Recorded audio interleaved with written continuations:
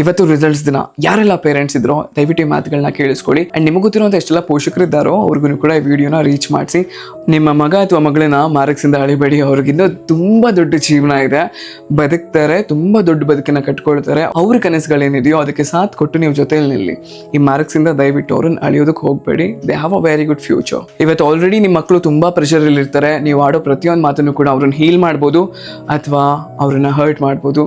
So ಸ್ವಲ್ಪ ನಾಲ್ಗೆ ಮೇಲೆ ನಿಗಾ ಇರಲಿ, ಯೋಚನೆ ಮೇಲೆ ಕೂಡ ಗಮನ ಇರಲಿ. ಆ್ಯಂಡ್ ತುಂಬ ಇಂಪಾರ್ಟೆಂಟ್, ನಾವು ಕೇಳಬೇಕಾಗಿರೋದು ಅವ್ರಿಗೆ ಎಷ್ಟು ಮಾರ್ಕ್ಸ್ ತೆಗೆದಿದೆಯಾ ಅಂತಲ್ಲ, ನೀನು ಓಕೆನಾ ಅಷ್ಟೇ. ಯಾವ ಪೇರೆಂಟ್ಸು ಕೂಡ ಇನ್ನೊಬ್ಬರು ಮಕ್ಕಳ ಜೊತೆ ಕಂಪೇರ್ ಮಾಡೋಕ್ಕೆ ಹೋಗಬೇಡಿ. ಇವ್ರದ್ದೇ ಜರ್ನಿ ಇದೆ, ಇವ್ರು ಹೋಗಲಿ, ಜಸ್ಟ್ ನಾವು ಸಪೋರ್ಟಾಗಿ ಜೊತೆಲಿರ್ಬೇಕಷ್ಟೇ. ಇನ್ ಕೇಸ್ ಮಕ್ಕಳೇನಾದರೂ ಕಡಿಮೆ ಮಾರ್ಕ್ಸ್ ತೆಗೆದಿದ್ರೆ ಜಡ್ಜ್ ಮಾಡೋಕೆ ಹೋಗಬೇಡಿ. ನಿನ್ನ ಕೈಲಿ ಓದೋಕ್ಕಾಗಲಿಲ್ಲ, ಅಷ್ಟು ಕಷ್ಟಪಟ್ವಿ, ನಾವು ಇಷ್ಟು ಮಾಡಿದ್ವಿ, ನಿನಗೆ ಏನು ಮಾಡಿದೆ ನೀನು, ಇದೇನು ಪ್ರಶ್ನೆ ಕೇಳೋಕೆ ಹೋಗಬೇಡಿ.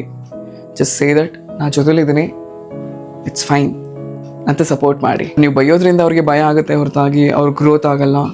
ಸೊ ಸ್ವಲ್ಪ ಇವತ್ತೊಂದಿನ ಕಾಳಜಿ ತೋರಿಸಿ ಅವ್ರ ಮೇಲೆ. ಆ್ಯಂಡ್ ಮಕ್ಕಳ ಮೇಲೆ ಗಮನ ಇರಲಿ. ಈ ಟೈಮಲ್ಲಿ ಅವ್ರು ಏನಾದರೂ ತುಂಬ ಸೈಲೆಂಟ್ ಆಗಿದ್ದಾರೆ ಅಂದರೆ ತುಂಬ ಡೇಂಜರ್ ಆಗಿರೋಂಥ ಸಿಚುವೇಶನ್ಸ್ಗಳು. ಸೊ ಸ್ವಲ್ಪ ಅವ್ರ ಮೇಲೆ ನಿಗಾ ಇರಲಿ. What ever they are doing, ಅವರೆಲ್ಲ ಇದ್ರೂ ಕೂಡ ಅವ್ರ ಜೊತೆ ಇರೋದಕ್ಕೆ ಪ್ರಯತ್ನ ಮಾಡಿ. ಅವ್ರಿಗೆ ಸ್ಪೇಸ್ ಕೊಡಿ, ಆದರೆ ಅವ್ರನ್ನ ಅವ್ರು ಕಟ್ಟಾಕೊಳ್ಳೋದಕ್ಕೆ ಬಿಡಬೇಡಿ. ಮಕ್ಕಳ ಜೊತೆ ಕೂತ್ಕೊಂಡು ಮಾತಾಡಿ. ಇವತ್ತೇ ಎಲ್ಲನೂ ಕೂಡ ಅಡ್ವೈಸ್ ಕೊಡೋದು ಬೇಕಾಗಿಲ್ಲ, ಆಮೇಲಿಂದ ಟೈಮ್ ಸಿಗುತ್ತೆ. ಇವತ್ತು ಅವ್ರ ಜೊತೆ ಕೂತ್ಕೊಂಡು ಸುಮ್ಮನೆ ಅವ್ರು ಏನು ಹೇಳ್ತಾರೆ ಅದನ್ನು ಕೇಳಿ ಸಾಕು. ಜಗತ್ತೇ ಅವ್ರನ್ನ ಜಡ್ಜ್ ಮಾಡೋ ಟೈಮಲ್ಲಿ ನಾವೂ ಕೂಡ ಮರಿ ಮಾರ್ಕ್ಸಿಂದ ಅವ್ರನ್ನ ಜಡ್ಜ್ ಮಾಡ್ತಾ ಕೂತ್ಕೊಂಡ್ರೆ ನಾವು ಯಾವ ಪೇರೆಂಟ್ಸ್ ಆಗಿರ್ತೇವೆ? ನೆನಪಲ್ಲಿರಲಿ, ಒಂದು ರಿಸಲ್ಟ್ ನಿಜವಾಗ್ಲೂ ಏನೂ ಚೇಂಜ್ ಮಾಡೋದಿಲ್ಲ ಒಬ್ಬರು ಲೈಫನ್ನು. ಆದರೆ ನಾವು ಅವ್ರಿಗೆ ಯಾವ ರೀತಿ ರಿಯಾಕ್ಟ್ ಮಾಡ್ತಿದ್ದೀವಿ, ರೆಸ್ಪಾಂಡ್ ಮಾಡ್ತಿದ್ದೀವಿ, ನಿಜವಾಗ್ಲೂ ಅವ್ರ ಡಿಸಿಷನ್ ಮೇಲೆ ಹೊಡ್ತಾ ಬೀಳುತ್ತೆ.